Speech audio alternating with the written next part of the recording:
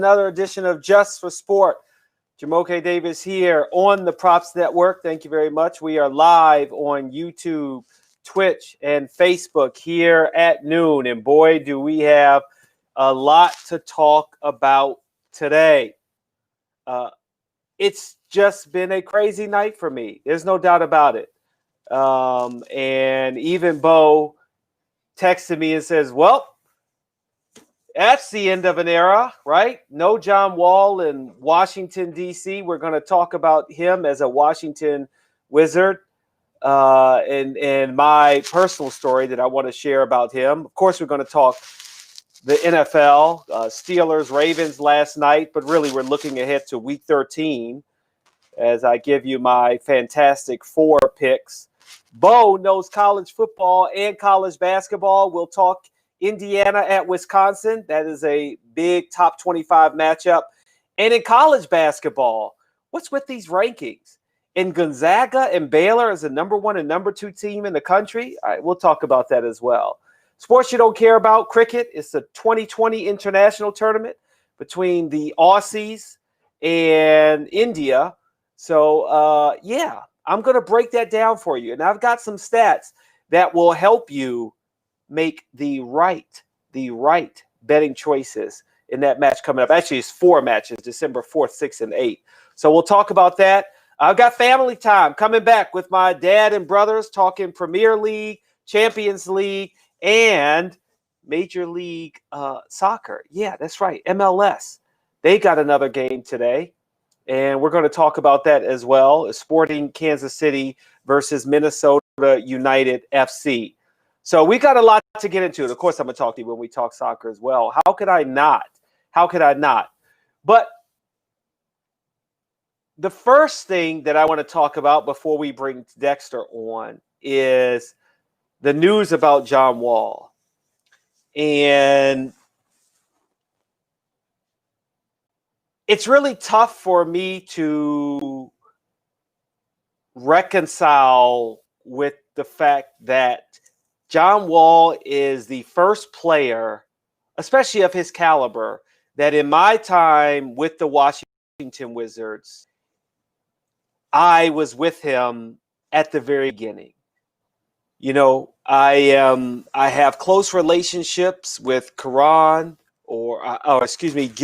well, Karan, and then Gilbert and Antoine Jameson and Eton Thomas, that I can, you know, we have a relationship. But all of them were either there before me, and Eton Thomas especially. He was there during the Jordan years before I got there. But John Wall, I was in New York before he became a Washington Wizard.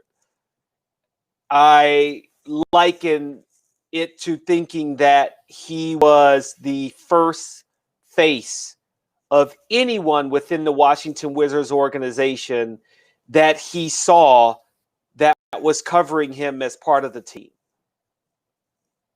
And so, you know, that is very close to my heart. And so it was very tough to see him being traded to Houston. And it's not going to be easy. And I'll get into the teams and how we think they'll fare going into this season. Houston and Washington, with Russell Westbrook now in Washington and John Wall with Houston. But before we bring in Dexter, there's that one thing that I really connected with Wall with that I didn't expect to. And every year there's always a Game Ops video that's done. And that video basically is asking a player, you know, funny things, your favorite cartoon, your favorite food. But then one year, the question was, if you could do anything else in your life, a different career, what would it be? And I wasn't in the room. So that made it stick out to me even more that I kept the video just for fun. But John Wall, without hesitation, said, I would like to do what Jumoke does to see what it's like on the other side of the camera. I had nothing to do with it. And it surprised me to hear John say that about what I did. You know, I was partially digital correspondent at times and traveling with the team for WashingtonWizards.com. Then I hosted the pregame show, and I produced and directed and edited, videographer for our TV show Wizards Magazine, especially when it was a documentary series, kind of like Hard Knocks, was when I covered them the most. And I'll never forget that. And, you know, what John has done for me personally, for the community of everyone in DC, being a part of the fabric of the Washington Wizards, whatever you think about what he's been like off the court, not that I don't want to get into that, but whatever negative things you think about, I've got a positive that far outweighs that negative. And I feel like the narrative is that there were things that he did recently with the video that went viral of him, you know, not in his best light. That, you know, I know he didn't think the camera was on him and it would get shared. But then, of course, the other video where he's playing cards while doing a live interview. I don't like that. That narrative is what we are talking about of him off the court. And then on the court, yeah, he's missed the last 2 years, and that's tough. But for any player, if you ask them, they would say, I want to be able to, you know, write my ending. Move on when I'm ready to move on. And it doesn't work like that in the world. Didn't work like that necessarily in any player's world that's a Hall of Famer, and certainly not ones who I've seen only make it to training camp and then they were gone. That's it. That's the business of basketball. But yeah, that was tough. That was tough to stomach yesterday, and I wish him the best. And hopefully, he'll do well. And for the Wizards, because that is my home team, that I want the Wizards to do well. And just like I was there when John Wall was drafted, I was also there when Bradley Beal was drafted. And so those are the two players in many ways that are left in that franchise that I have a closer relationship to, that even knows me. I mean, Rui doesn't know me. Troy Brown barely knew me. But I can still go to Troy Brown, say what's up. He'd be like, oh, yeah. So anyway, let's bring in Dexter. He's got the insight that I think is very important for me because it is so close to home. Hi, Dexter. That to have Dexter share his thoughts on the trade and who he thinks won between the Wizards and Rockets and Wall and Westbrook. What's your take, Dexter, just from the onset when you saw that trade hit the wire? AJ Wojnarowski, he was the first one to me, is like, if he says it, it's sold. Yeah. You know, we talked about this a couple weeks ago, and that I didn't think that this trade should happen. But if you really think about it, it was the only logical trade for both teams, right, Jumoke? You have two disgruntled stars, if you want to say, that didn't necessarily want to be with their teams, so that had been reported. And two really, everybody around the league knew, untradeable contracts. And these guys had to be moved. It almost was a swap, was a swap for each other. It gives Houston the ability to reset. They got a pick out of this. Now, what I thought was interesting were all the protections they had. That was kind of interesting with that. Now, they're able to reset. We do not know what John Wall is going to be. He's coming off the Achilles injury. He has almost not played basketball in 2 years that we've seen him in an NBA game, although all accounts were that he looked really good this offseason. Kevin Durant, some other people have said that. Gives Houston the opportunity to reset. I think the Wizards got the better player in this deal. Although Westbrook is 2 years older, I think you can trust him a little bit more, even though he's had some injury history. I think he'll fit well next to Bradley Beal. He has some familiarity with Scott Brooks, being his former head coach in OKC. So I would give the Wizards the edge in this deal, and that they got the better player. But, this is like, I don't think this is great for either team. I mean, they're both still taking a lot of money. It doesn't give anybody any cap flexibility. The Rockets got the pick. It allows them, I guess, a chance to see if James Harden will like playing next to John Wall and how that'll work out. Also, John Wall gets to reunite with Boogie Cousins. Kentucky guys back together again. So, I mean, there's some interesting things, but I don't think this is, necessarily a great trade for either team, Jumoke. Give the Wizards the B minus on this, and I give the Rockets C plus. It's kind of a wash trade, but we'll see. What really matters is how each person fits with the teams. But I like Westbrook fitting better with Bradley Beal than maybe I think John Wall will fit with James Harden. So I actually, unfortunately, I do agree with you that I think Westbrook has the better. I don't know if it was a better move for Washington. I mean, even when I looked at LeBron James' salary, which we'll get into, he still makes less than John Wall. Over the course of the next 3 seasons, he will make less money than John Wall, which seems absurd, but that it is the way it is. I guess for me, when you look at the teams, and let's look at team futures and team winning percentages, Houston is they have a better chance of making the playoffs, right? We expect that they are going to make the playoffs. But Washington, I don't know what to make of it. Right now, their 2021 season, the over-under for the first half, as it stands right now, or excuse me, not for the first half, for the season, even though we only have half a schedule, is at 45.5. Do you see Westbrook being on this team and improving the Wizards that much? And on the flip side, well, let's start with that. Do you think Westbrook will allow for the Wizards to actually make some noise in the playoffs?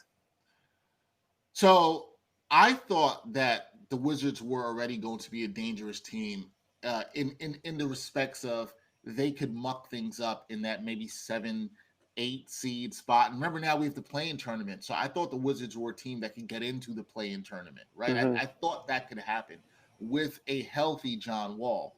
I think obviously with a healthy Russell Westbrook, I like that pairing a little bit better and what that can do for Beal. I think I'll say this, Jumoke. This might make you a little happy. I think people might have been underestimating what the Wizards could do this year. Now, I'm not saying that's a lot. I'm saying it wouldn't shock me if the Wizards got into the playoffs. It actually would not. I think people have to look at, you're going to have an all-star in Russell Westbrook, who's pretty MVP, former MVP, when he plays his way, which is reportedly what he wants to do. We know what Bradley Beal is. Bradley Beal, I think, and this was a point I didn't really make before, I think Bradley Beal is a guy who's played well off the ball, not necessarily what they'll have down in Houston with 2 guys who need the ball in their hands. So I think that bodes well for the Wizards. Now, the over-under is 45. And here what we talk about is the numbers, and they've reached that.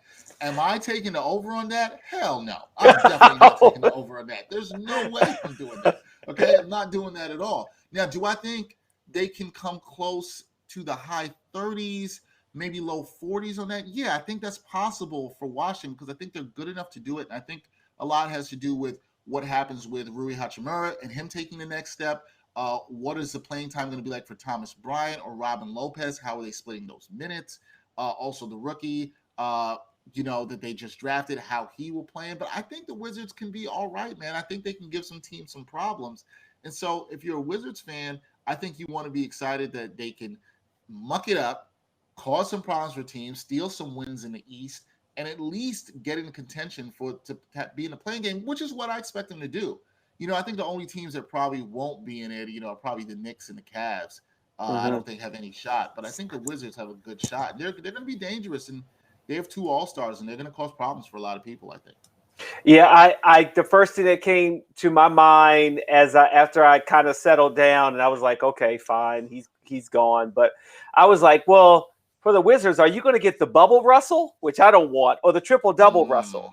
Like, I think that's the key. I think too often we will look at the past as like, we got that player, versus realizing what really is happening in the more present moment of what you're getting. You're getting a Russell Westbrook who not only was injured going into the bubble, but he got COVID and he didn't play that well in the bubble. Who knows if going into this season, we're going to find out he's more winded than before. Or I don't recall the guy's name, but the guy in the NFL who basically had to end up just not playing the rest of the season because he developed some serious internal breathing problems. And I think it was maybe even a heart problem where it's just like, I just can't play. I thought I could, but I can't give it 100%. And Russell Westbrook is that type of player that wants to always give 100%. From a person, yeah, go ahead. No, I'm sorry, Jumoke. I want to say I think that's a great point, right? Like I think a lot of times with everything around sports nowadays, we're forgetting about these athletes and just their ability to come back. Now we saw Russell Westbrook struggle, as you mentioned, in the bubble, and we don't know if COVID impacted that, but it very well could have, right? And it very well can still have lingering effects, as you mentioned, that we don't know what kind of effort he's going to give. Now, I think if you see the Russell Westbrook that we saw before the season paused in January and February, when he's playing some of his best basketball with the Rockets, attacking the rim, taking quality shot selection, not shooting as many threes, just being very aggressive. If the Wizards get that Westbrook, then they're going to be very dangerous, and I think it's going to make Bradley Beal more efficient and some of the other players around him. Now, I think what's going to be key is some of the other shooting that the Wizards have around Beal and Westbrook and how far and how good they can be. But I think you really bring up a great point. We do not know what Westbrook is going to be. We can't just look at the past. High side, you hope you get what he was in January and February, as I mentioned. Low side, if he is what we saw in the bubble, where he looked a little bit gassed and out of shape and was obviously trying to return in that way, hopefully not due to COVID, then I don't think the Wizards will come anywhere near that over under 45 wins. Davis Bertans will be key for the Washington Wizards' success because he can just sit back, pop threes, be efficient along with Beal, but I hope it works out that way. So the funny thing is, I think the pressure is on Beal and Westbrook because of that very thing. People are thinking we're getting that Russell Westbrook. Beal's going to be great. He averaged 30 points a game. It's highly unlikely that both of these players, Russell and Beal, are going to be averaging 30 points a game. If they do, then yeah, I think we do look at that over for number of wins in the season at 45, most definitely. But Harden's numbers drop when he played with Westbrook. I expect that Beal's numbers will drop when he plays with Westbrook. And for somebody I know was upset that he didn't make All-NBA, just go look back on Twitter. It's even more of a long shot now that you may make All-NBA because you have a ball-dominant guy in Westbrook who is probably very, very much so going to be driven to show that he is the old Westbrook and want to take over this team. So I'd be curious about that chemistry with such a fiery guy in Westbrook and Beal. The chances for the Houston and Wizards to basically win the championship, Houston was at plus 3,000, but I found it at plus 7,000 on FanDuel, and it was plus 20,000 for the Wizards, and I saw 15,000 too. We know that neither one of those are probably going to happen, but the better chance of someone winning the NBA championship is probably Houston if you've got Harden and you've got Boogie Cousins and you've got Wall all playing at a top level. But the other question I have that I find weird is I don't even see an over-under for Houston when I've been looking at a couple of betting sites. I don't see it. Now, I do see conference winner. Wizards at plus 5,000 and the Rockets at plus 3,000. You think the Rockets have the better chance? Could they be the conference winner? I know it'd be a long shot with LeBron. Yeah, I mean, the thing for me with the Rockets, Jumoke, is I have no idea how they're going to play. Right, we saw this style they played. They went to the small ball last year. They're spacing things out in the last year with Morey, but now with the new regime, I don't know how they're going to play. I think the X factor for the Rockets is one, how they're going to play, but I think the other thing is how impactful can Christian Wood, which I think was a good signing for them, a young player they were able to pick up that can play the four for them, and then how impactful is DeMarcus Cousins, right? And what role does he have on this team? If DeMarcus Cousins I don't expect him to be the DeMarcus Cousins of old, but anywhere near that. And it's really about health. If you're looking at the Rockets, you're concerned about Wall and his Achilles. This is somebody who's torn their Achilles, who knows, knows this, right? DeMarcus Cousins, Achilles tear and knee issues. You're concerned about the health of those guys holding up in this season, which is 72 games, in the age and era of COVID that we're in and all that else the teams have to worry about. I would, I think it's, if you're betting on this, you want to say the Rockets have the better chance just because they have some of the, I would say, the playoff DNA and some of those guys off that team that have been through some of the battles and been through Western Conference Finals, like PJ Tucker, Eric Gordon. Some of those guys have been around there for that. So I would take that as the better bet over the Wizards. But I'm not confident in that by any means whatsoever. So I'd go Rockets over the Wizards in that regard, just because there's more guys who have been playoff tested. But I really have no idea how that team is going to play. Yeah. One idea of a team that I know how they're going to play, Los Angeles Lakers at plus 300 to be the championship winners. They re-signed LeBron on an $85 million extension. And now reports are that Anthony Davis is close to signing a 5-year, $190 million max contract. They are the favorite, even though last year it was the Clippers. And the Clippers roster, they changed coaches and they lost Montrezl Harrell. And now the Lakers have them. Are the Lakers, in your mind, the runaway favorites? Or is there an opportunity for a team that you see, like a Milwaukee Bucks, that have tried to retool their team, that can supplant the Lakers as champs? The Lakers, in my mind, are still the favorites. I wouldn't call them runaway favorites, but I like what they did for the most part to retool their team. I kind of like that they didn't stand pat and just say, let's run it back with the same guys.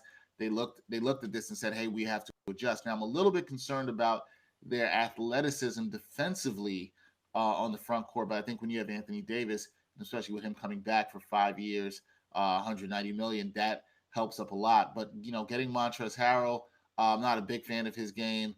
Defensively, we as fans of the Pittsburgh Panthers saw how he used to kill us when he played for Louisville, and he annoyed me there. But, he's somebody who brings high energy offensively, a lot left to be desired defensively. Marc Gasol should help with all that, but I'm not really sure what Marc Gasol has to give. I think he's a huge X factor here. But look, as long as you have LeBron and AD, or two of the best 5 players in the league, I think you have to be the favorite. I think also their championship DNA, playoff DNA, they're going to be confident. That team is going to know how to rest their stars, and they have some scoring that they can rely on now, and guys like Montrezl and Dennis Schroeder that are going to help on the nights when those guys rest.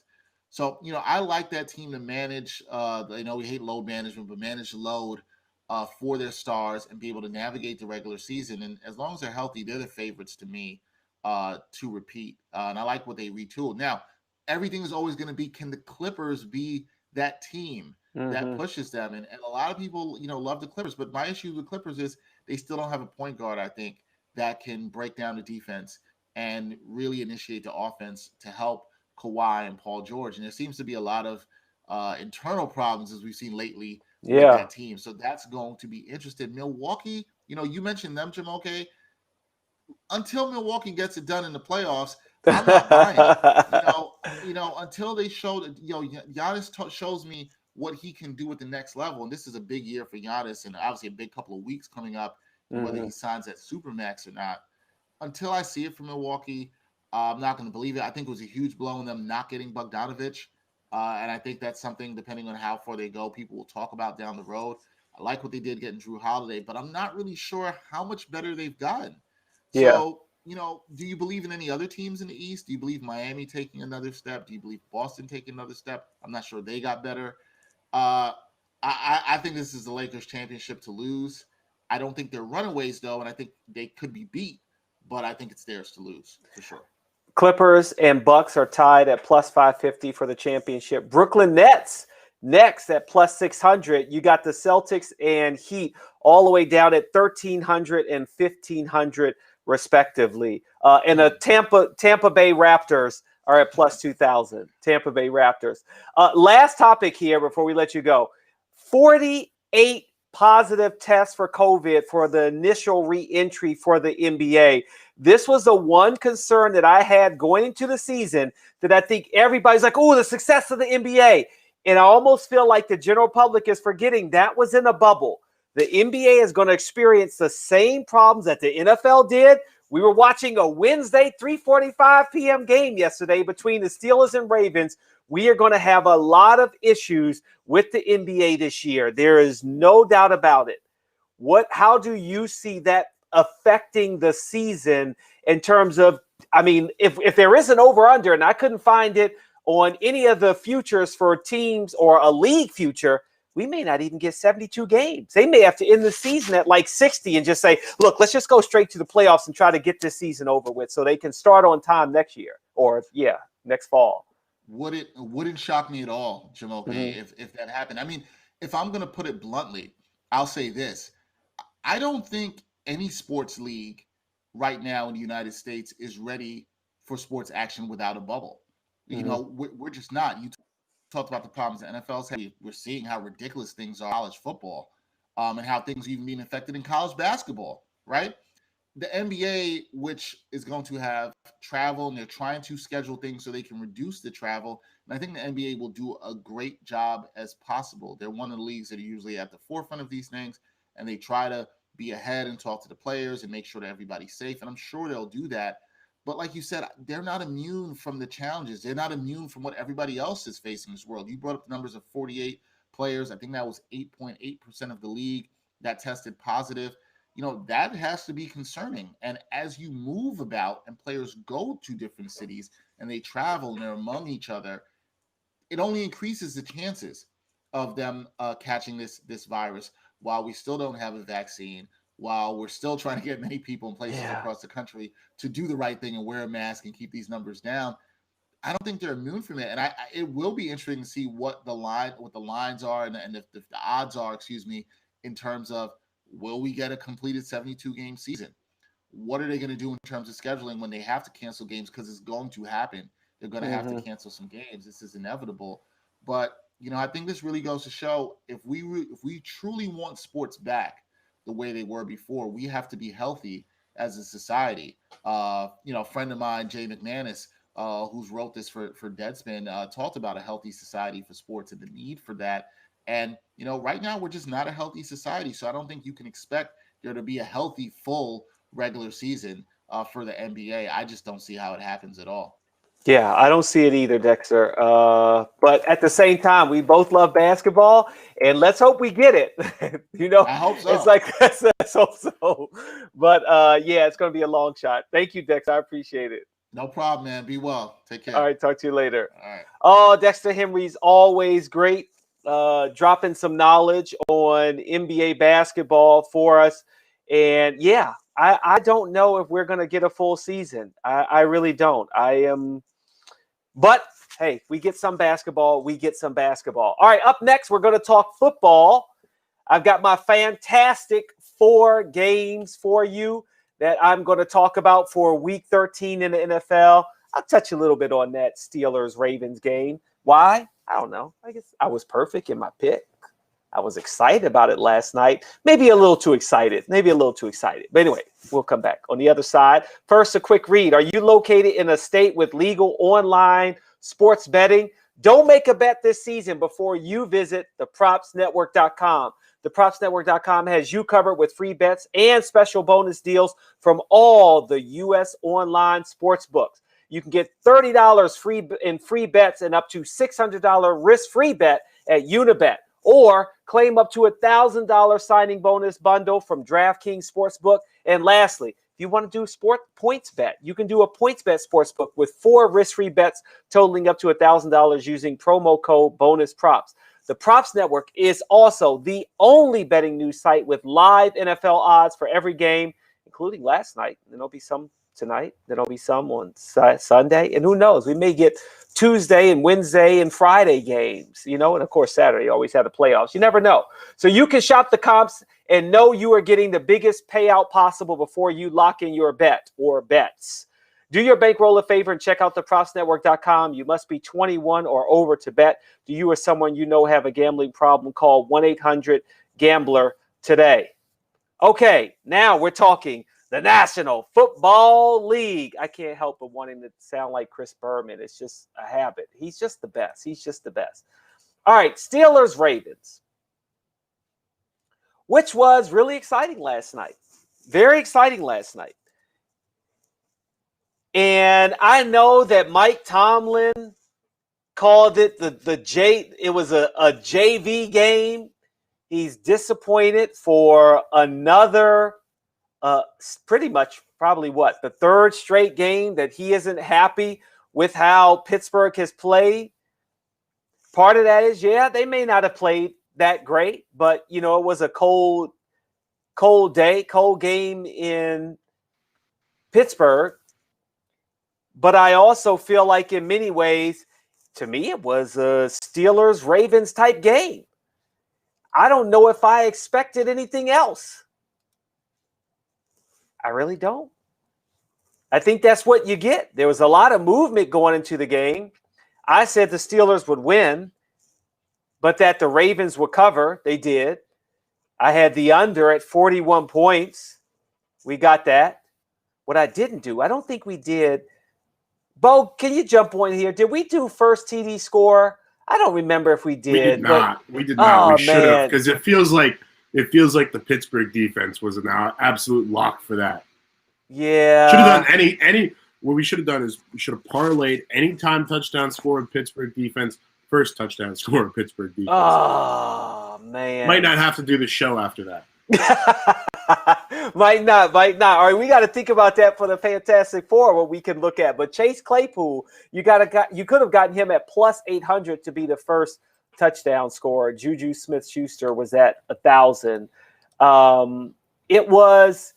I don't even know what kind of game we're talking about that you were expecting last night. I just don't. I just felt like that was a typical game between the two of them.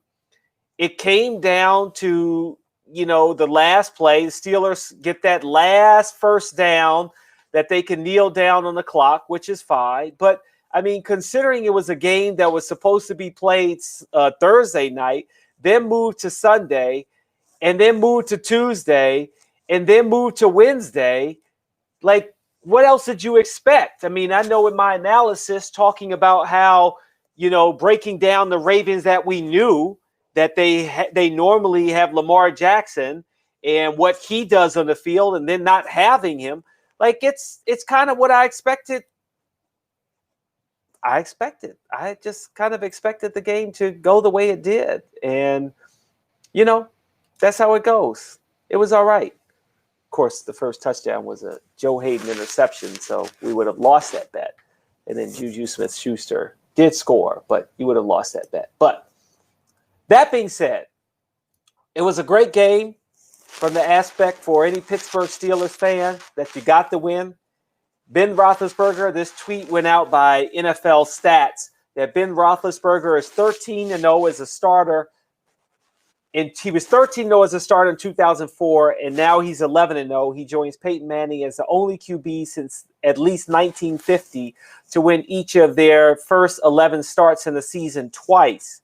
And it got really confusing because, but wait a second, the Steelers are setting a record for the first time ever being 11-0, but Roethlisberger is 13-0 as a starter.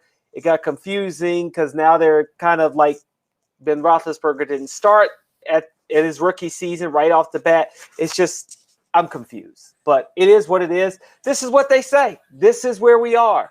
And that's a stat that Ben Roethlisberger can be happy about. Bottom line, he's going to be happy about it, no matter what. Happier about that than the PFF rankings. Which everybody seems to be in an uproar about for no good reason whatsoever. All right. Well, okay. Why do you think what's the uproar? Well, Roethlisberger is like, I think, mid 15-ish, low 20s. And they're saying, that, half the quarterbacks in the country are better than him. And, meanwhile, he's sitting here at 11-0. And, I'm sure that's what he wants. I'm sure he doesn't, care that much about, PFF's rankings, but I think it's been calling into question, some of the metrics that are being used. My thing is it anything different than what Roethlisberger has always been dealing with his career? He's never respected for winning the games, just being a quarterback who's never had a losing season. It always comes down to the stats as a knock on Roethlisberger over wins and winning Super Bowls or getting to the playoffs. And obviously, Tom Brady is the GOAT with that. But I feel like in my mind, Roethlisberger is second. You could maybe say, okay, we can put Drew Brees second. Then if that's the case, I'm okay with that. But then I would still put Roethlisberger third, then Russell Westbrook, then Aaron Rodgers. That's my top five. Am I missing anybody that should be in the top five? Did you say Breeze? I felt like we had that conversation a while ago. We did. Breeze is 2, right? Breeze has won 2 Super Bowls, yes? Or is he only won 1? One. Okay. But he's 1 for 1. But he's 1 for 1. I thought he went to winning 2. percentage. He went 2. Nope. Okay, then Roethlisberger's number 2 behind Brady, and that's the way it should end. But I digress. We could talk about the Ben Roethlisberger for forever. Let's look at the Fantastic Four moving forward. The first game, I've got the Cleveland Browns against the Tennessee Titans. Both teams are 8-3. The offense for the Browns is ranked 19th. Offense for Titans is ranked 10th. Defense 24th for Titans. Defense for Browns is 16th. Passing game, nothing to sneeze at. The rushing attack, though, 1 and 2 in the NFL. Who knew? The Browns. I'm sleeping on the Browns. What am I doing? I don't even know who's Nick. Was it Nick Chubb, right? We're talking about Nick Chubb as the running back for the Cleveland Browns. Am I wrong on that? I don't think No, that's right. I think they have right. Kareem Hunt, too. And Kareem Hunt, which was unfortunate why he had to leave Kansas City. But, yeah, they do have Kareem Hunt. That's right. This game is tough. The line is the Titans are favored at -5.5. Over under at 53.5. Money line plus 210 for the Browns. This is from DraftKings. And -245 for the Titans. Boy. AFC wild card on the line. I feel like in this position, I look at Baker Mayfield plays well against teams who can't win, who don't have a winning record. He's 1-3 against teams with a winning record. That right there should be enough to say, okay, I'm taking Titans to win and probably to cover. My initial thought is I'm going to take the Titans to win and cover. But they have a winning percentage of 55.7% according to NFL.com. But they also expect the score to be closer than I do. The Browns have the worst point differential for a team to start 8-3 through the first 11 games in the history of the NFL. That is not a good stat. And the Browns are allowing the second most fantasy points per game to tight ends this season. Hello. Who should be happy about that? If you have Jonnu Smith on your team for the Tennessee Titans in fantasy football, that's who you go with. But in the end, for that game, I'm going to go Titans to win. I'm going to take the Titans to cover. I think the fact that the Titans are the better team and the Browns are 1-3 against winning teams, and it's in Tennessee, I expect Tennessee to come out and play well. I'm going to take the over at 53.5. Bo, you're good with that? I'm great with that. You're on a little bit of a hot streak lately, right? Coming off 2 wins with the Eagles and the Ravens. You got the gold glasses on. You're hot, Jumoke. What can I say? And I think I'm with you there. People have been talking about how the Steelers have to be one of the worst 11-0 teams in the history of football. Well, I think the Browns are probably the worst 8-win football team. The worst. In the the worst. NFL. The worst. I don't like. I think that their ability to rely on the run game with Nick Chubb, like you mentioned, has really helped them. But I still don't see Baker Mayfield as being the one there. Yeah. I don't either. Although I gotta hand it to him. And I don't even know the insurance company, which is sad, but I know it's an insurance company. Is it Progressive? Those commercials are great. They're actually really, really good. My hat's off to Baker Mayfield as an actor, so to speak, but even more so for the agency that came up with that. It's just so funny. Especially with COVID, the empty stadium just works. It just works. All right, what hasn't worked this year are the Atlanta Falcons. I don't know what to make of this team. I really don't. The Falcons are 4-7. The Saints are 9-2. In my mind, Mercedes-Benz Stadium that might be a fine automobile, but the Falcons are not a fine football team whatsoever. Now, I think that they could have been. I'm not quite sure. I would say in many ways they've underachieved, but they seem to do that every year. And they did it on the worst stage in the Super Bowl where they just, that was awful. That was awful. But that being said, who is going to start for the Saints? This game right now has the Saints favorite at -2.5. I would think the margin, I'm thinking more in the 4.5, but then we don't have the quarterback that we know would easily beat Atlanta in Drew Brees. And I shouldn't say easily, but I think he's, obviously I put him up there. Over under at 45.5, money line -141 for the Saints, Falcons at +125. Now, when you look at these offenses, the Saints are ranked 15th. They scored 31 points, but it was against the Denver Broncos, who had no quarterback really, had no offense. But then again, Denver did score 3 points, the same amount of points that Tampa Bay scored against the Saints the previous week. The Falcons' offense is ranked 12th. It's that defense. That defense is key. The Saints have the -- 1 defense in the NFL. The Falcons are ranked 26. I think that alone, I don't like this number. I don't know who would take the Falcons at +2.5. I just don't see it. I think that that defense for the Saints will shut down the Falcons enough. But let me give you some more stats.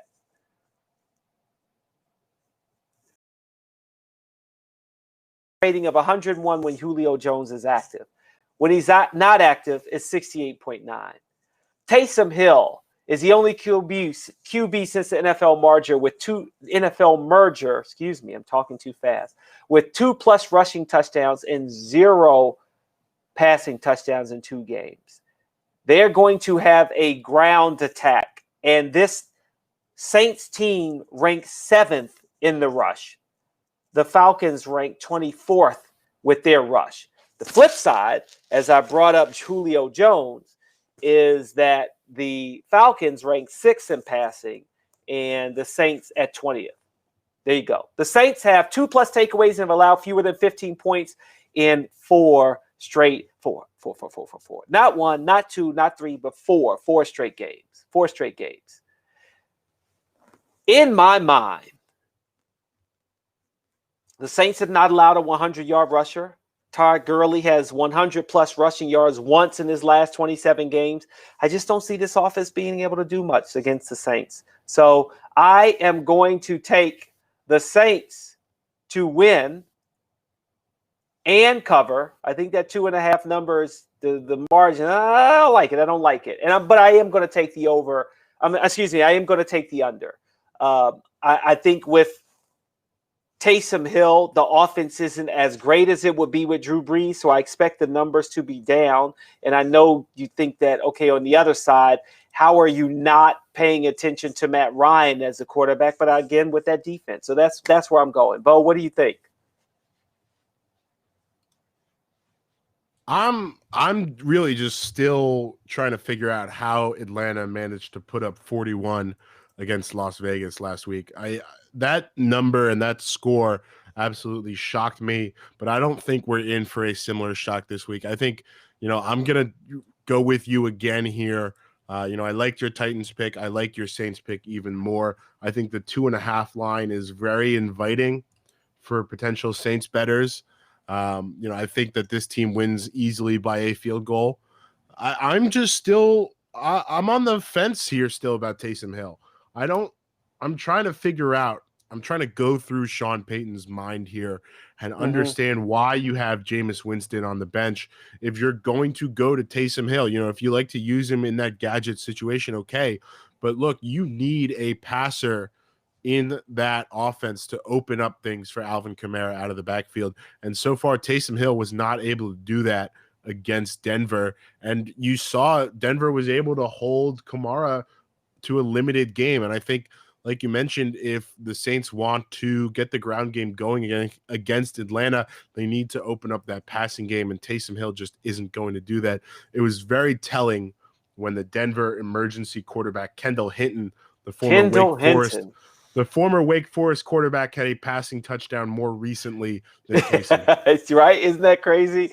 That's crazy. What isn't crazy is the reason why I think the Falcons were able to put 41 up on the Rams is it's not a rivalry game like this Saints. It's that NFC South rival, similar to how, in my mind, I felt like that Pittsburgh Ravens game. It was easy for me to call that game. I knew what you were going to get with these two teams because they played each other so much. You look at the Rams and the Falcons, it is more of a wild card game in my mind is what you see there, because actually, to your point, it is amazing to think that the Rams defense is ranked second. And so it's like, okay, well, the Rams defense is ranked second, and yet somehow the Falcons put 41 up on them. Wow, that's a lot. That is a lot. Okay, next game we've got Rams 7-4 at the 6-5 Cardinals. The 6-5 Cardinals. Come on, people. You couldn't possibly have fallen in love that much with the Cardinals. It was just one play. It was just one play that really has them 6-5. They could very well be 5-6. This game is also at 2.5. The Rams are favored at -2.5. Over under at 48.5. Money line -148 for the Rams and +130 for the Cardinals. Whew. This is a tough one to call because I feel like, to your point, Bo, I just don't know what kind of Rams team we're going to get. Their offense is ranked 7th. Their defense is ranked 2nd.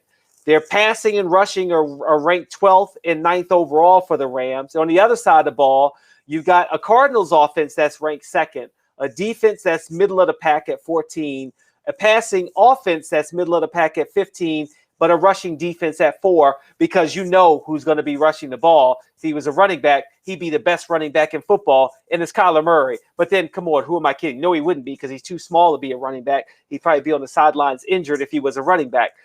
To an extent, you take a beating when you're a running back. Just ask Ezekiel Elliott or any other running back for that matter. But bottom line is, this game is really too close to call. This is a tough one for me. I mean, oh my gosh, how am I going to pick this game?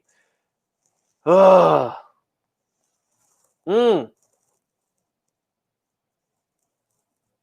NFL.com, the Cardinals have a 51% chance of winning. Final score predicted to be 25-24. Another dramatic game?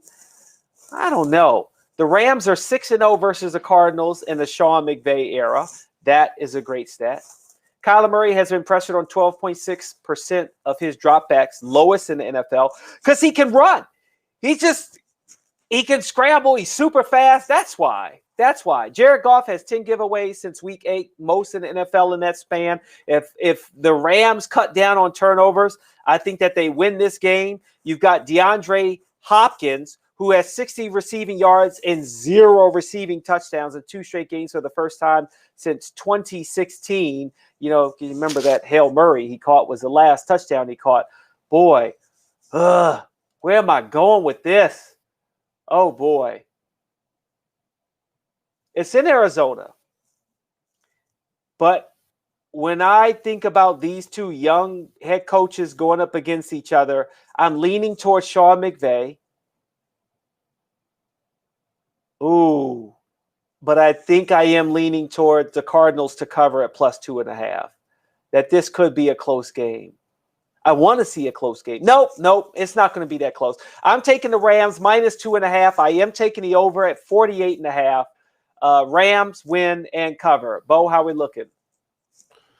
I mean, this has to be the most attractive head coaching matchup we've ever seen between Sean McVay and Cliff Kingsbury. I've always had a soft spot for the Rams, obviously. Getting to watch Aaron Donald week in, week out is an absolute pleasure. It's an honor to see him grace the field, the former Pitt Panther himself. And we've seen how well he can just take over a game. We saw it last week. We've seen it multiple times throughout his career. We saw it all the way back at Pitt. Mm-hmm. And so I'm struggling here because I think I'm leaning towards the Cardinals covering. Wow. I am. Because I think that matchup is so interesting when you talk guy, a true defensive line, defensive tackle can take over a game, which is something we haven't seen in the NFL in a long time. But then you're talking about the escapability of Kyler Murray, his ability to work outside the pocket.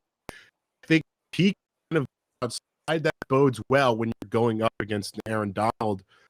And, if the Rams are having trouble containing Murray, maybe he's able to squeak out, get upfield, and scamper a little bit. That could be very positive. I think, the Jalen Ramsey versus DeAndre Hopkins matchup is going to be really intriguing. That's going to be a lot of fun to watch. There's a lot of those little insider matchups in this game that I think are going to be interesting. But I am going to lean towards the Cardinals. They've had a little bit of a down week since that Hail Murray. Right, since beating the Seahawks dramatically in overtime a few weeks before that. I think they're due for another little shocker here. Okay. All right. So you're going to take the Cardinals plus 2.5. All right. Let's see what happens on Sunday, 4:25. The last game is the Battle of the Davis household. We've got the Washington football team playing at the Pittsburgh Steelers. The Steelers are favorite at -8.5. At -110, there's no total points on the board. I'm going to make up my own total points, and I'm going to put it at 43, and I am going to take the over. This is the game where the Steelers will wake up, and they will no longer play like a JV team. Why? I don't know. Maybe because they're playing a team that is in some ways on the rise, but some going into the season would say it was a JV team. You got the 4-7 Washington football team against the 11-0 Steelers at Heinz Field. Offenses 26th and 24th, respectively, for the Washington football team and the Steelers. I am surprised. Washington's defense is ranked 4th. The Steelers are ranked 3rd. They used to be ranked 1 last week going into that Ravens game. The passing game, neither one of them is great. They're below the middle of the pack on rushing and passing, so I don't like it there. This is, in many ways, a very weird and short week for the Steelers. So I think that line is, somewhat tough to look at 8.5. I'm going to say Steelers win, but I'm going to take Washington to cover at 8.5. I think this game will be a little closer than what we think it is. Maybe part of that is because you've got Alex Smith as a quarterback who can manage a game better than a Dwayne Haskins, and Kyle Allen can't play. So that's what you've got here. Those are my picks, and I'm sticking to them. All right. I really thought you were going to go with the Steelers covering 8.5 there. I'm kind of disappointed because I'm taking Washington too. Yeah, and I think you giving me under 43, I might take that too. Sneaky. That's a low number, but I would still think about that. The Steelers, like you said, they're coming off Thursday, Friday, Saturday. They're coming off a 4-day week, right? Yeah. They played yesterday, Wednesday. They're gonna play Monday. And then they're going to have to play the Sunday after that. They're going to have 3 games basically in a week and a half. I think that doesn't bode well for the Steelers. They might eke it out, but I think losing Bud Dupree up front hurts. He is out now with an ACL tear. I'm a little bit worried for Alex Smith having to face TJ Watt and the rest of that Steelers defense.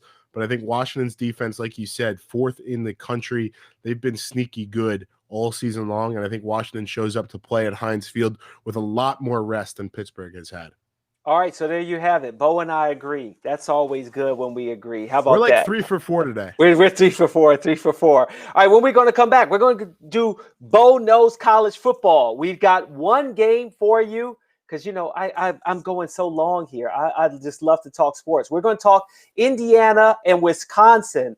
That's the one game we got for you in college football, and then we'll get into a little basketball. We've got number 1 Gonzaga against Baylor as well. But first, BetMGM is a new online sportsbook that is taking over the online betting nation.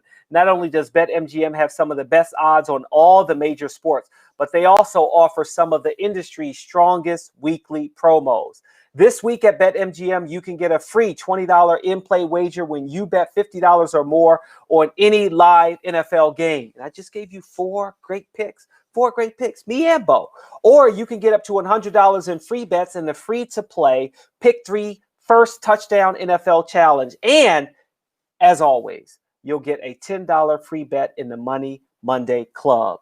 That's Washington against Pittsburgh. How about that? But that's not all. Right now, BetMGM has a special signing bonus for the Props Network listeners. All you have to do is create a new account at BetMGM and use the code JustSport20. That's for Just for Sport. JustSport20 is the code to get a 100% match on your first deposit up to $500. That's right.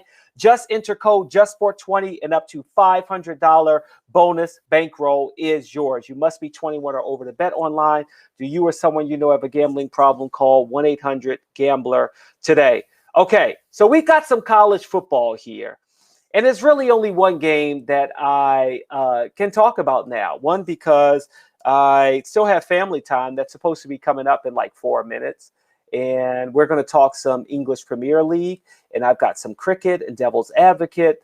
And I am just so far into talking football and basketball in the NBA that I went way over. But it's all good because we're just talking online. But we're going to start with NFL football. We've got number 12, Indiana at Wisconsin. Now, Bo, to me, is there any other game that you really are interested in this weekend? I mean, it's the only one where two top 25 teams match up that you want to see. I mean, there's number 13 BYU and Coastal Carolina, but come on. Exactly. It's Coastal Carolina. Nowhere. No, come on. You got to give some credit to the Chanticleers on the teal turf. Come on, give me that BYU Coastal game all day long. In South Carolina? Really? Okay, let's start there then. You want to start there? Or no? Yeah, let's start there. I don't even have the odds there. That game was scheduled this morning. I mean, Liberty was supposed to be in there on game day. Their entire defense is out with COVID. So, BYU is like, hey, let's play. Top 25 team, both teams undefeated. This is, when have we ever gotten a regular season undefeated matchup in the top 25 like we're going to get this weekend? That is incredible. I'm really looking forward to this game. I think Michigan State, Ohio State is going to be a blowout.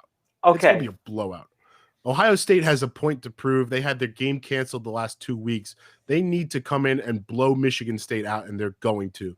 The only game to watch this week is going to be down there with the Chanticleers and with BYU. Okay. These are two teams that are undefeated, and neither one of them will matter when it comes to the BCS championship. You're right. That's going to be fun. It's going to be fun, but it's like to me, it's like, what is the point? What is the point of these two teams? Both of these teams are undefeated, and neither of them have the best odds to get in as a group of 5 member. That still goes to Cincinnati. And I will still contend, right? You look at the college football playoff rankings by DraftKings: Alabama, Notre Dame, Clemson, Ohio State, Texas A&M, Florida, Cincinnati, Georgia, Iowa State, and Miami, Florida. If nothing else, all 10 of those teams have following. So from the business of college football, no, we don't want BYU or Coastal Carolina anywhere near. Nope. Look, this is their bowl game right now. I mean, this is their bowl game, their BCS championship. They'll have it this weekend and be done. Yep, and that's why it was so important for Coastal to, first of all, get College Game Day down there, and to, second of all, keep College Game Day down there when Liberty came down with so many issues. And which I think it's really great to see. I mean, we've seen this in college basketball, right? I know we're going to get to that in a minute, but we've seen this in college basketball where we talked about it on Monday, where Villanova needed another game. They called up Virginia Tech and was like, hey, let's play. Virginia Tech, or Villanova actually, was playing while that call was made to Mike Young of the Hokies. Now we're seeing similar things. There was some talk that BYU and Washington would play a little bit.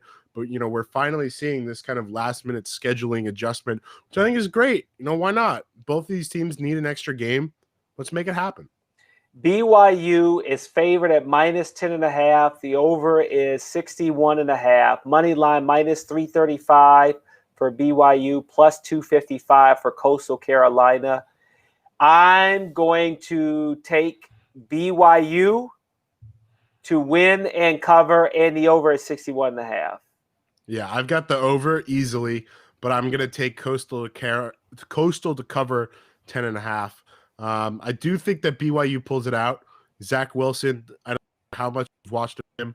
He's going to be a round one NFL quarterback. But I do think that Coastal is able to keep it close. They've got that home field advantage. They've been preparing, steadily for a week now. BYU is on a little bit of a short notice, like we just mentioned with Pittsburgh. I think BYU pulls it out in the end, but I've got Coastal covering. Coastal covering. Okay, you got Coastal covering. The other game, we've got number 12 Indiana at number 16 Wisconsin. Wisconsin is favored to win this game, and the line is minus 14.5. To me, that seems like a lot from the team that is the lower ranked team, even though they are at home, and the over-under is at 45.5. Do you expect Michael Penix Jr. to not play the best game of his life? He's injured. He's injured, so he's not going to play. So is that really what's happening here? That's why you see that line. Yeah, I don't know who the backup quarterback for Indiana is actually. I forgot to check that. It's finals week.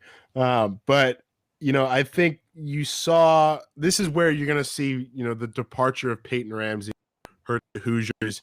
He's the quarterback now for Northwestern. He's playing the other division down in the Big Ten. It's really a shame. First of all, Michael Penix has been having such a great season. He's been a great storyline. We saw the way he performed against Ohio State, getting national headlines, shout outs from guys like LeBron James and so on and so forth. But I think it is going to be hard for the Hoosiers to bounce back. I still like them to cover 14 and a half, whatever it was. I think that line is massive. And I think Wisconsin has been so inconsistent this year, not in the way of, how they've played, but in whether or not they've played.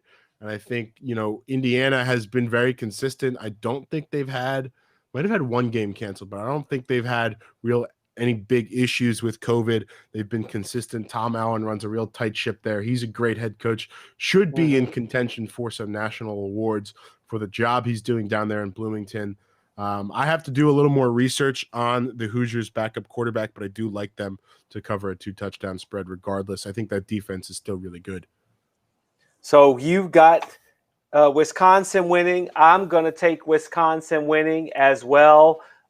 And I'll take that spread at minus 14.5. I think I'm going to have to. College basketball, we've got number 1 Gonzaga versus number 2 Baylor. I never thought I would really see the day that's the number 1 and number 2 matchup more because of Baylor than because of Gonzaga. Yeah. They've been there for a while, but the point spread is minus 2.5. That's pretty close. I mean, Are these teams that even? Money line plus 120 for Baylor, minus 148 for the Zags. Yeah, this is a game I am not going to touch with a yardstick because I think it's going to be that competitive. I personally have a thing about college basketball spreads under, 4 points, just because when you get to those final 30 seconds and teams are fouling, going to the free throw line, it's impossible to predict exactly how things are going to go. I actually don't even see total for this game available yet. It's not even up on the books. That'll probably come up closer to tomorrow and probably around 24 hours before tip-off. But, I mean, this game is going to be so good. I don't know if you watched the Baylor-Illinois game late last night, but Illinois is a really good team in the Big Ten. They're going to shock some people. I think, people are more paying attention to the Iowas and the Wisconsins of the world. Illinois is going to be in the top 2 of the Big Ten when the season ends. They're going to make some noise in March if that tournament happens. But Baylor's defense stifled the Illini. They stifled Ayo Dosunmu, who's one of the best all-around point guards in college basketball. They held Kofi Cockburn. They got him, the big man for the Illini, into foul trouble. They took him out of the game. Scott Drew is one of the best coaches in college basketball that you probably haven't heard of. Like you said, nobody really expected before the last couple of years to see Baylor in the top as one of the top teams in the country. That's because of the job he's doing. The Big 12 is an absolute gauntlet this season with teams like Texas Tech, like Kansas, like West Virginia, and now with Baylor. All of those teams are going to be top 15, top 10 teams. And I'm just beyond excited for this matchup. Talk about the defense of Baylor like they showed last night against Illinois. We're going to see the offense of Gonzaga, which has been fantastic throughout the year. Drew Timme, Corey Kispert. They lose Jalen Suggs a little bit last night to what looked like an Achilles injury, but it turned out he was able to return to the floor after looking like he was probably out for the season. He was limping back on the floor, took a little bit to get back going, but looks like he should be all right. He's going to be a lottery pick, true freshman. Gonzaga's offense, probably one of the best they've ever had out there for Mark Few. This is going to be the ultimate offensive versus defensive matchup. I think the offense wins, take the over eventually, but I'm not going to touch that point spread.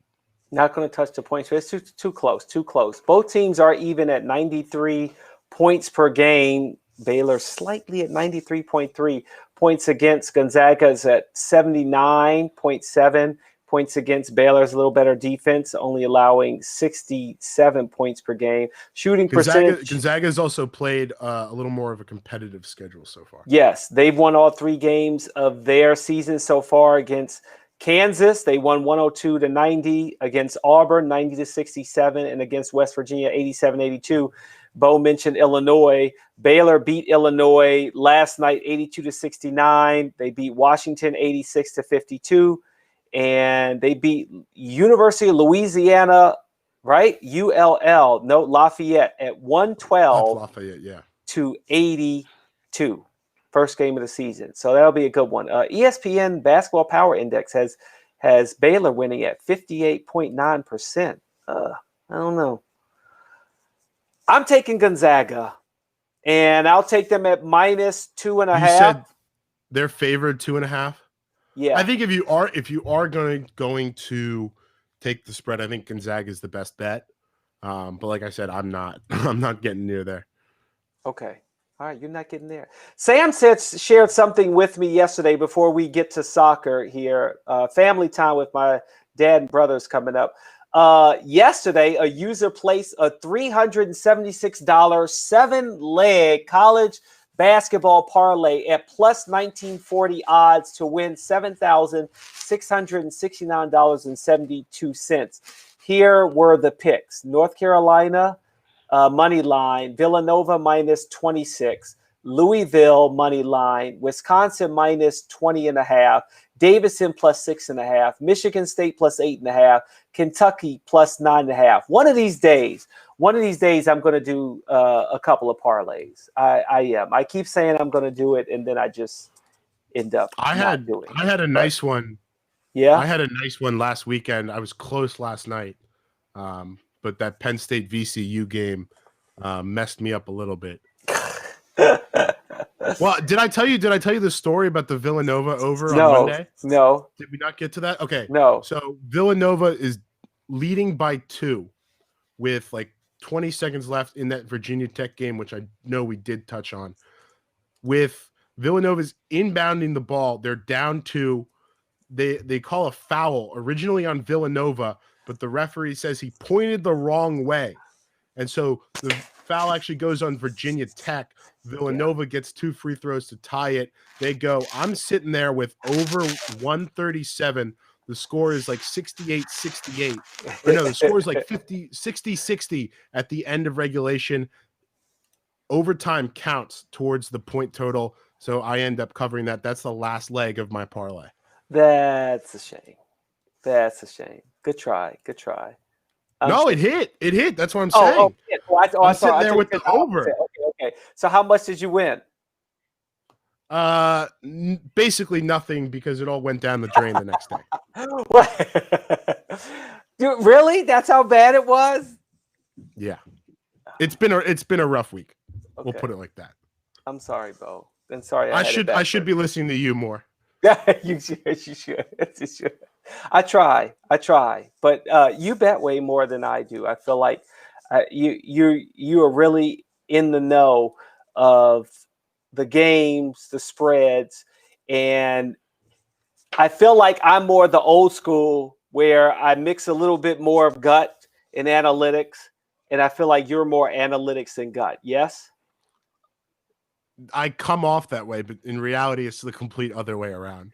When it should be that way. I probably need to go back to the analytics a little bit, go back to the drawing board and reassess here. But. Yeah, it's good. It's what happens is when you're ready to click based off of everything you've read and know about the different teams, then all of a sudden your head just kind of says, I'm picking this one. Then you switch it. That's what happens sometimes. Exactly. All exactly. Right. Like I couldn't not bet against Penn State last night. Had to go with VCU. That didn't end up too well. That's a tough one. All right. We got soccer coming up next. Is it time for family time? Are they ready, Bo? Just about. Yep. Looks like it. Okay. Let's bring in my family who watches way more soccer than I do. And when I say they watch way more soccer than I do, let me tell you that my dad will watch any. What's up? There they go. My dad will watch any. If there was a under 8 Chelsea versus Manchester United, my dad would be watching that game. So he watches a lot more soccer than I ever do. And then same for my brother as well. How are you doing, Ramu and Dad? I'm doing good. Yeah? Doing well. All right. Let's start with Champions League. What did you take from the games yesterday? Anything that shocked you? Of course, you know, I know you want to talk about Giroud. I mean, 4 goals, Chelsea beating Sevilla. I mean, come on, right? That's where you want to start, yes? I guess he solidified his spot in the French national team with that kind of effort. How about that, huh? 4 goals. What was your takeaway from yesterday? The best game was Leipzig and Shakhtar. Yeah, that was a thriller. And Leipzig came back to the win, which they're still not in, so it's going to match day 5 coming up. Istanbul Başakşehir. Okay, the first thing is like when I think about these leagues, it's really hard to even try to keep up with who's playing who in what league. Does that ever bother any of you guys? I guess not, the way it's easy for you to follow the games. Yeah. Go ahead, Dad. Okay. Well, no, I mean, for me, no. I mean, just because all of the different streaming platforms now, I think that's the only thing that pretty much makes it difficult. Like you can't, like the Champions League games aren't on Fox Sports anymore. Now you have to have CBS All Access to watch them. Premier League, some of the games, like I said, are on Peacock. So I think that's the only thing that makes it hard to keep up with, just having all these different streaming services. Dad? Coming up, you got 3 Premier League teams headed to the round of 16. And so, I mean, it shows the strength of the Premier League. Of course, it doesn't, I mean, once the draw takes place, they may be in the same group at some point. But I mean, I doubt it, but it shows the strength of the Premier League going forward in the Champions League for the round of 16.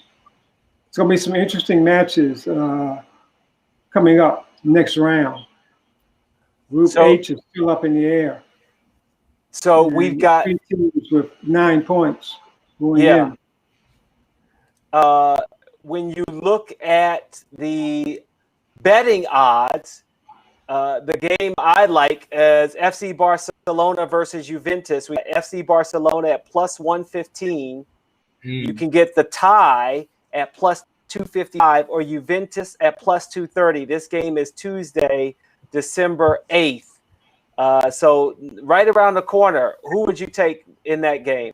Where is and the why? game being played? Where That is game is being played where?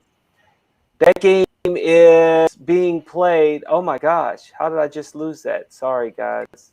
In Spain? Possibly. Yes. Okay. Well, I know Barcelona is literally already through. I know Juve have had their struggles in the group with a couple close calls and games. I know hopefully we will see the a matchup between Cristiano Ronaldo and Lionel Messi again. But with me, I'm a super Messi fan. I think that he just makes things kind of look effortless, and he has that more bit of creativity than Cristiano. Although Barcelona, they are a team that are doing bad in La Liga, they are having a lot of success in Champions League. So I'm going to look for Barcelona to come through with that one. Dad? Yeah, well, I'd have pretty much concur, go with Barca, although it might end up a draw, but I would favor Barcelona. The big teams always win this. So, okay, then I'll drink to that. You drink to that. The next game, looking at Manchester United against Leipzig. You could get Leipzig at plus 165, the tie at plus 270, or Manchester United at plus 150. And as you mentioned, and if you add PSG in there, all three teams have 9 points. This is going to be a very crucial game here. I know you're going to try to say Manchester United, but you have to be worried about Leipzig, right? The way that they play. I mean, last time we played Leipzig, it was a narrative of us being scared and we should be concerned. We came out with the win. I think it was 5-1, 5-2 maybe. Although it will be a different game because they've analyzed us a little bit more and they kind of know a little bit more about us now than they did before. I'm pretty confident. I think that Ole will put out a lineup to just bring the W home because we're pretty desperate when it comes to moving on in the Champions League at the moment. I just don't see United not coming through with the win. Leipzig is a good team, but I just don't think that they're disciplined at the back enough for United at the moment. Even though they're also coming off that loss to PSG, right? Mm-hmm. Yeah. Dad? With, Fred being out, but they got, ample subs, I think, to fill in the midfield for Fred has to sit out the next match. It's going to be in Germany, right? Leipzig's home.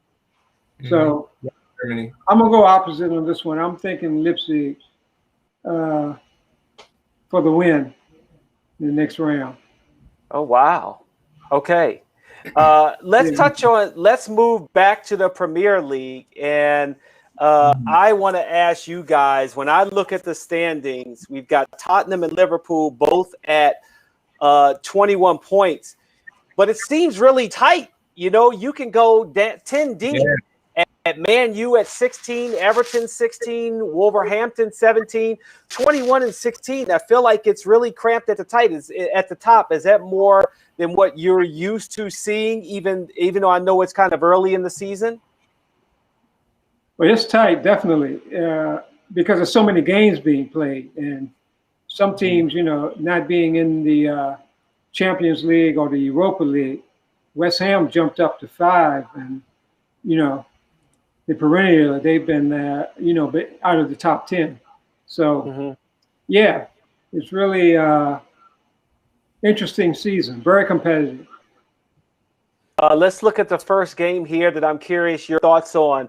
West Ham, you mentioned them already, Dad, against Manchester United. Manchester United, you got West Ham at plus 260, a tie at plus 250. I hate ties. And Manchester United at plus 106.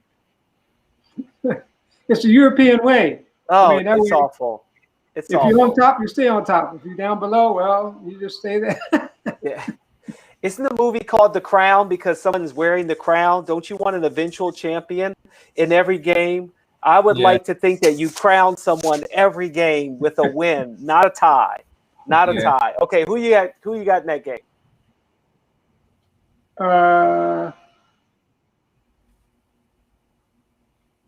I believe the game's at Old Trafford, by the way, or Mhm. maybe it's at the stadium. Okay, is that Old Trafford? Yes. I Yeah, go Man it's at U. Old Trafford. Yeah, I will go Man U this game. So Man U at plus 106. Yeah. Yes, I'm United as well. Yep. Also, West Ham, good game last weekend. They are a really good team right now, and they don't have competition in Europe, so it could be a tricky game for United. But a low scoring game, possibly 2-1, 1-0. 2-1, 1-0. Okay. Next game, Liverpool at Wolverhampton Wanderers. Liverpool minus 200. The tie at plus 325, or you could take the Wolves at plus 575. Do the Wolves have a shot at beating Liverpool? And it's on the Wolverhampton's home field. Right. Liverpool's hurting right now. They got a lot of injuries, and it's going to be tough. I guess he's going to put Mane back in the starting lineup. I think Liverpool in the end. I'll take I got the Liverpool gamble. outclassing them. Yeah? Oh, yeah. I mean, I do have Liverpool outclassing them. I know they have their injury problems, but with Raul Jimenez just getting hurt last weekend against Arsenal, I'm not sure. But Fabio Silva came in and did a wonderful job substituting for him. But I think Liverpool is just going to outclass them, honestly. I like a long shot. I would take the Portuguese player in the midfield, Jota, will probably step up in this one as well, score some more goals. Okay. I'm going to go the opposite way. I'm going to take the Wolves at plus 575. Chelsea versus Leeds United. You can get Chelsea at minus 186, the tie at 340, and Leeds United at plus 500. You're all going with Chelsea, right? Of course you are. I'm going with Beasley with this one. I think he'll outplay Frank Lampard. So I'm going with Beasley and his team in their Leeds plays an attacking style, and they're an interesting team to watch. They're people forward. But there's no sleeping on Chelsea. They have too much firepower. But I have to go with Leeds. Ben Bobek says over City. So I think he's talking about the Manchester City game, I guess is what he's talking about. Sorry, I screwed that up. Bo, can you join in? What were you saying? I was just reminding you that we had the over in this game on Monday. Oh, yeah. We did. Okay. Oh, thank you very much. A lot of goals going to be scored. Yeah, we did have the over. You're right about that. Thank you, Bo. Okay, thank you. I enjoy family time. Thanks, Dad. Oh, hey, before we go, the London Derby. Oh my gosh, do we have to talk about the London? Okay, go ahead. Manchester United versus Manchester City. No, the London Derby. The London Derby. Sorry. I had my. Tottenham this weekend. Yeah, Arsenal. Yeah, I'm sorry. I got it. I had too many windows. Tottenham minus 106. The tie plus 260. Arsenal plus 290. Right. Who do you got? I think I'm gonna go with Coach Mo and Tottenham. And Tottenham? Yeah. Plus 290. Okay. Arsenal is 4-1, 5 draws. They only have 13 points. They're not looking very good right now. Okay. All right, so you're taking Tottenham. Yeah. Well, they are the number one team right now. Yeah. Both said Spurs. Arsenal doesn't have enough to break down their. Yeah. Bo says the Spurs as well. So, okay. All right. London Derbies in MLS playoffs. Sporting Kansas City versus Minnesota United FC. First of all, I just want to say that these team names are just stupid. I just hate this. Minnesota United FC. Come on. It just sounds ridiculous. I can't do it. And maybe it's just because of the history. But have you even? I imagine both of you have been following MLS enough that you've got a dog in this fight. Who are you picking to win this upcoming game between these two teams? Minnesota, it's the Looms. The Looms. Okay, the Looms. I go Minnesota. I like that style of play. I think they got a good mixture of players, midfield, and I think Minnesota. You can get Minnesota at plus 340, the tie at plus 320, or Sporting KC at minus 150. Right. So when you think about it, Manchester United FC is MUFC. Minnesota United is MUFC. So I'm going to go with MUFC for Minnesota United football. At plus 340. Okay. Minnesota United to win. Okay. I guess it's fine. MLS soccer. I just, you know what I remember the most? I remember when we used to play fantasy MLS soccer and they used to do half points. And I think you beat me, Dad, in the championship game, like 120.5 to 120. It was devastating. It was just devastating. And I'm done with MLS. And plus DC United is not very good, but maybe they'll turn it around someday. Thank you. In the MLS playoffs, they have a lot of overtime games going to penalty kicks. Yeah, that's another bane of my existence. Okay. It's okay to say a game comes down to a free throw, but could you imagine if basketball, if the game was tied at the end and they just flip-flop taking free throws to win the game? That would be awesome.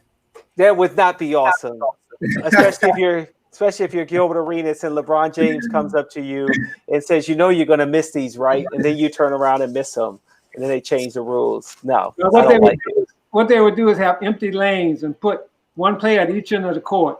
Yeah, that's and see which guy goes first. Yeah. Play knockout. That's maybe something like a knockout. Maybe that'll do it. Something completely different. Horse. Thanks, Ramu. Thanks, Dad. All right. I appreciate it. I'll see you next time. All right. See, they have to educate me on soccer. There are things that I don't know. He says the London Derby. And for some reason, I forgot that Manchester is not in London. Like, I got to get my geography right. But I screwed that up. But hopefully you won't hold it against me. I'm only my second time doing this soccer thing. Okay, I've gone on for a long time, and I didn't even get to cricket. It's the 2020 International, Australia versus India. They play 3 games, December 4th, 6th, and 8th. The first game is tomorrow at 3:10 in the morning. I don't know if I'm going to be up at 3:10 in the morning. I just don't know if I can do it. Now, my father-in-law, he would be up at 3:10 in the morning to watch. He will. To win it, Australia is favored at minus 130, the first game. India is at plus 105. Australia has won their last 5 of these 2020 international tournaments at home, their longest since winning 10 in a row in 2006 to 2010. An Australian batsman recorded the highest score in 6 of their last 8 home T20Is. The only exceptions came against India, and that's who they're playing.